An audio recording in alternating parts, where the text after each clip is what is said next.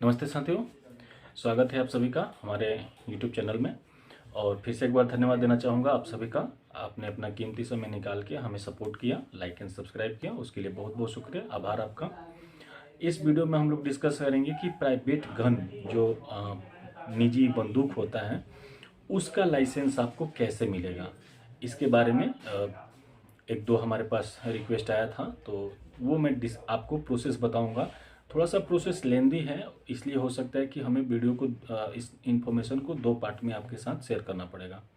पहला जो मैं आपको एक प्रोसेस बताता हूँ कि जो मैंने ऑब्जर्व किया है, ये प्रोसेस इतना लेंदी नहीं है जितना कि लोग बता रहे हैं, या जितना कि एक हाइप है कि ये प्रोसेस प्रोसेस बहुत लंबा है, लाइसेंस नहीं मिलता है, सालों साल लग जाते हैं, बरसों लग जाते हैं। ऐसा कुछ नहीं है। मैं आपको बताना चाहूँगा सिंपली। आपको जो जिला कलेक्ट्रेट होता है वहाँ पे एसपी और एसपी कार्यालय में एक आपको आवेदन देना होता है। आवेदन आप वहाँ पे एक फॉर्म मिलता है, वो भर सकते हैं। उस प्लस उसमें एक रिटेन स्टेटमेंट आपको देना होता है कि वो आपको लाइसेंस की आवश्यकता, बंदूक की आवश्यकता किस लिए है।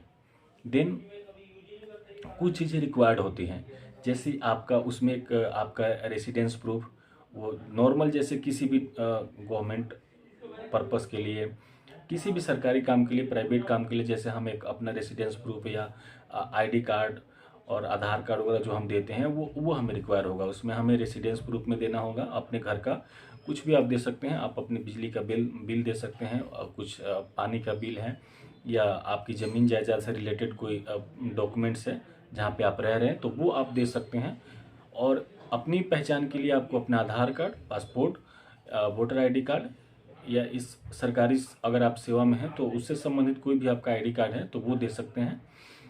प्लस सबसे ज़रूरी एक मैंडेटरी चीज़ होता है, आपको मेडिकल एक सर्टिफिकेट देना होता है। किसी भी प्रैक्टिसिंग जो डॉक्टर्स होते हैं, एमबीबीएस डॉक्टर होंगे आपके क्षेत्र में, उनके यहाँ से एक mental and physical health strong, कि आपका जो मानसिक और शारीरिक स्वास्थ्य है वो काफ़ी अच्छा है, और आप लाइक कि सो दैट कि मानसिक रूप से अगर कोई कमज़ोर व्यक्ति है तो उसका मिसयूज कर सकता है। इसके लिए गवर्नमेंट आपसे वो प्रूफ मांगती है, और प्रूफ इसलिए मांगती है कि ये जो हम हथियार दे रहे हैं लाइसेंस, ये पर्सन इन फ्यूचर यूज भी करेगा तो उसका कहीं मिसयूज ना कर ले।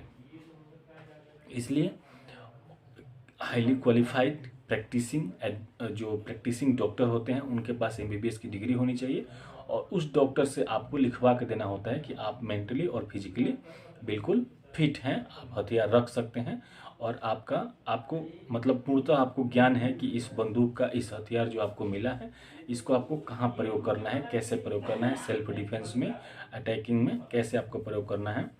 तो अगर वो आप मेंटल और फिजिकल हेल्थ का सर्टिफिकेट सबमिट कर देते हैं अपने जो आपका कंसर्निंग डिस्ट्रिक्ट पुलिस हेडक्वार्टर है वहाँ पे, तो उसके बाद से आपकी इंक्वायरी होती है। जो आपका लोकल पुलिस स्टेशन होता है वहाँ से जो एक फाइल जाती है, फाइल में आपका जो संबंधित एसआई होते हैं, एसएचओ होते हैं, जी, उनके तरफ से एक कांस्टेबल को भेजा जाता है। वो आपके घर का वेरिफिकेशन करते हैं, आपके बारे में जानकारी इकट्ठा करते हैं, जिसको पुलिस वेरिफिकेशन नॉर्मल कहा जाता है।